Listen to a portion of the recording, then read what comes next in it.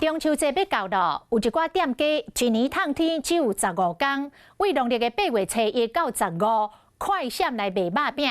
今年若买无到，就要搁等一年。这个生意拢强滚。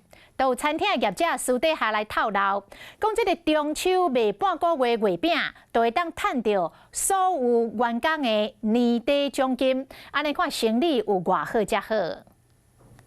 员工伫咧厨房内底无用糯米粉刷的包无共款的鸭，落尾敢要去烘箱内底给烘，大粒的月饼就做好势咯。员工拢无用甲变过，唔敢发忝，因为饼店入口已经排真侪人客。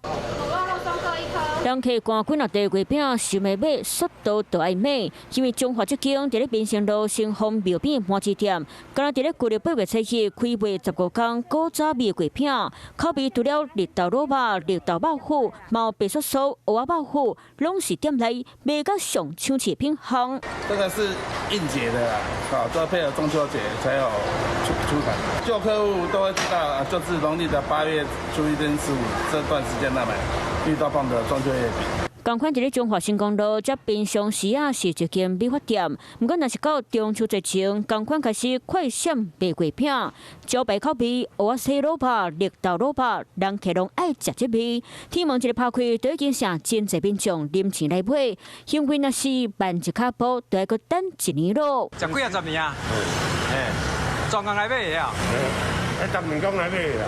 月饼快闪店，唔敢中华府高雄凤山一间国体边的路边，某一档新北的月饼店，30几年来，逐年拢敢若卖15空，计小真少，种类搁济，就算落大雨嘛要排队买。中秋节月饼上起有偌大，敢若中秋节前卖15空，无需要卖几年。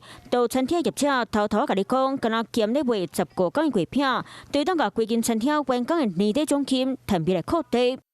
Hello， 我是蒋欣梅。想要抢先掌握最及时的新闻资讯吗？赶快订阅、按赞、开启小铃铛，锁定华视新闻 YouTube 频道。